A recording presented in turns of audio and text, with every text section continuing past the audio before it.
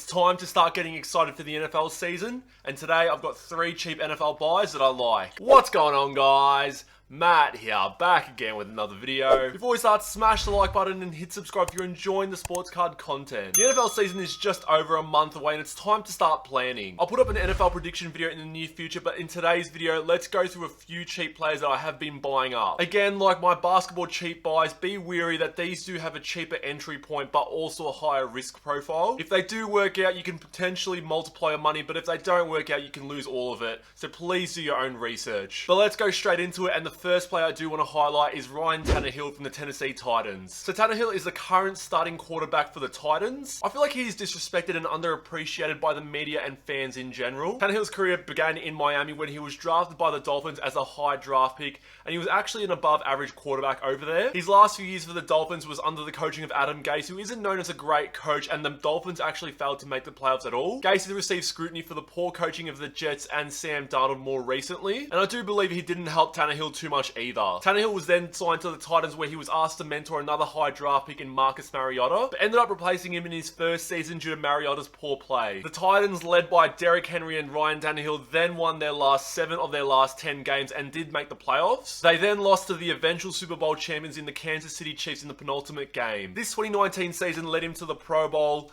the league-leading passer rating, and the 2019 Comeback Player of the Year award. Since joining the Titans in 2019, Tannehill has been ranked second in passer rating, which is actually a measure of efficiency for quarterbacks in the NFL. And he's done all of this without Julio Jones, who the Titans have added in the offseason. They already have a stacked team on offense with the 2020 NFL Offensive Player of the Year in Derrick Henry, as well as one of the best young receivers in the game in AJ Brown. I think the Titans will have an easy road into the playoffs, with the Jaguars and the Texans both rebuilding and the Colts being their main competition. The key for this team here is Tannehill doesn't have to play extremely well, but just within his limits for the team to perform well. He has adequate weapons around him, so he doesn't have to overplay. If the Titans do go far into the playoffs, look for Tannehill's cards to go up. Tannehill's top scoring rookie card goes for $8 to $10 US, but do look at his refractors and his number cards as well. Next up is the tight end from the Denver Broncos in Noah Fant. Noah Fant in his first 2 seasons has shown consistent improvement and flashy play. This is all whilst having a carousel of quarterbacks behind him in his 2 years. At one point, the Broncos even had their practice squad wide receiver who played quarterback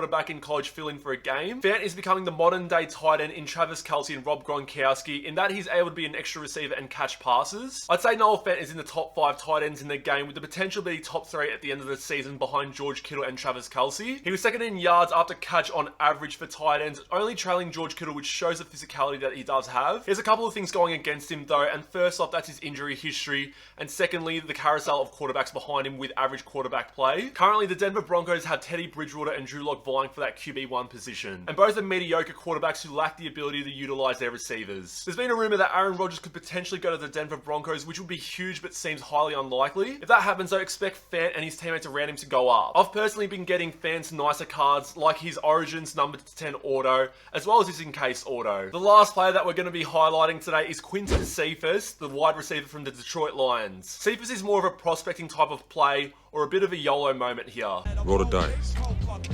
A very cheap player who has the chance to be solid and create a multiplier, but also the possibility of becoming nothing. Cephas has a very inspiring story where he was potentially going to be put into jail for long term, but then he was acquitted of all charges before the draft. He was then drafted in the 5th round, which is obviously quite low in the draft. He's currently on the Detroit Lions, who lost their number 1 receiver in Kenny Golladay to free agency. This means the number 1 receiver is up for grabs, and vying for it as well is Brashad Perryman and Tyrell Williams. Both of these players have never been number 1 receivers consistently, so the Lions do need someone to step up, and that could be Cephas. The Lions this offseason traded Matt Stafford for Jared Goff, the Rams quarterback. Jared Goff relied heavily throwing to the slot receiver in Cooper Kupp back at the Rams. Perryman and Williams aren't known as slot receivers, but Cephas has the ability to slot in that area, and he's that cheap at the moment you can pick up some nice cards of him. On ComC, I was able to get 5 optic hollows for $2 US each, as well as a number to 299 optic for $4. But knowing ComC, I probably won't get these cards until July next year. In saying so, definitely worth a look if you do understand the risk profile. Super keen to get into the NFL season again, but let me know down below any cheap plays that you guys are targeting. I appreciate it if you've made it till the end, and as always, I'll see you guys in future videos. Take care.